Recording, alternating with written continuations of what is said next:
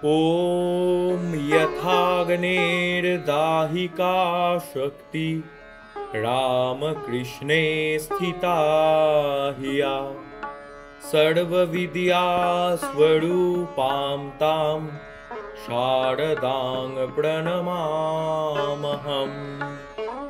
শ্রী শ্রী মায়ের কথা, সরলাবালা দেবীর স্মৃতি কথা। ৩রা আশ্বিন ১৩২৫। আজও মায়ের ওখানে গিয়েছি। মা দেখেই বলছেন, এসেছো মা, এসো। নবাসনের বউকে বললেন, তেলটি এনেছো, দাও তো বৌমা, পিঠে মালিশ করে। বউ আমাকে দিতে বলায় মা বললেন, আহা, ওই সারা দিন খেটে খুঁটে ছুটে আসছে, ওকে একটু বিশ্রাম করতে দাও। বসো মা, বসো। এই ওরা ভাস্করানন্দের কথা বলছিল। আমিও কাশিতে তাকে দেখতে গিয়েছিল, সঙ্গে অনেক মেয়েরা ছিল। তখন মন খুব খারাপ। ঠাকুরের দেহ রাখার পর সেই বাড়ি বৃন্দাবনে প্রথম গিয়েছিল। তা ভাস্করানন্দের ওখানে যখন গেলুম, দেখি নির্বিকার মহাপুরুষ উলঙ্গ হয়ে বসে আছেন। আমরা যেতেই মেয়েদের বললেন, শঙ্কা মত করো মাই, তোমরা সব জগদম্বা, শরম কেয়া? এই ইন্দ্রিয়টি, এর জন্য এ তো হাতের 5টি আঙুল যেমন তেমন একটি। আহা, কি নির্বিকার মহাপুরুষ, শীত গ্রীষ্মে সমান উলঙ্গ হয়ে বসে আছেন। তেল মালিশ শেষ হবার পর মা বললেন, চলো এখন ঠাকুরের বই একটু পড়বে। সরলাটি বোর্ডিংয়ে চলে গেছে। মা অন্যদিন সে পড়তো। পড়তে পড়তে সাধনার কথা, দর্শনাদির কথা উঠল। মা, এই গোলাপ যোগিন এরা কত ধ্যান জপ করেছে, এসব আলোচনা করা ভালো।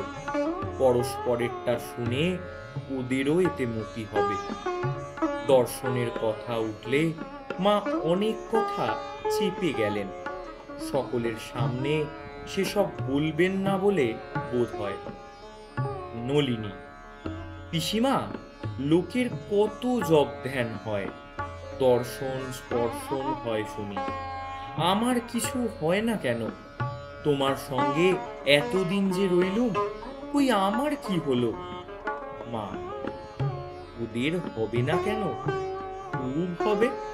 ওদের কত ভক্তি বিশ্বাস, বিশ্বাস ভক্তি চাই, তবে হয়। তোদের কি তা আছে? নলিনী, আচ্ছা পিসিমা, লোকে যে তোমাকে অন্তর্যামী বলে, সত্যি কি তুমি অন্তর্যামী? আচ্ছা, আমার মনে কি আছে তুমি বলতে পারো? মা একটু হাসলেন। নলিনী আবার শক্ত করে ধরলেন। তখন মা বললেন, ওরা বলে ভক্তিতে। তারপর বললেন, আমি কি মা, ঠাকুরই সব। তোমরা ঠাকুরের কাছে এই বলো, আমার আমিত্ব যেন না আসে। মায়ের ভাব দেখে হাসি এলো। ধরা ছোঁয়া না দেওয়ার ভান। আর আমরা তো এক একটি অহংকারে ভরা। এ শিক্ষার মর্ম বুঝবার আমাদের ক্ষমতা কোথায়? ঢাকার বউ বলছেন, আমার ছেলে বলে, মায়ের কাছে আর কি বলবো, মা তো জগদম্বা, অন্তরের কথা সব জানেন। আমি বললুম, অনেকেই তো মাকে জগদম্বা বলেন, কিন্তু কার কত বিশ্বাস তা ঠাকুরই জানেন। অবিশ্বাসী আমাদের মুখে এই কথা যেন নিতান্ত মুখস্থ করা কথার মতো শোনায়। মা হেসে বললেন, তা ঠিক মা। আমি, মা যে সাক্ষাৎ ভগবতী, এ কথা মা যদি নিজে দয়া করে বুঝিয়ে না দেন, তাহলে আমাদের সাধ্যি কি বুঝি? তবে মায়ের ঈশ্বরত্ব এখানেই যে মায়ের ভিতরে আদৌ অহংকার নেই, জীব মাত্রই অহংয়ে ভরা। এই যে হাজার হাজার লোক মায়ের পায়ের কাছে তুমি লক্ষ্মী, তুমি জগদম্বা বলে লুটিয়ে পড়ছে।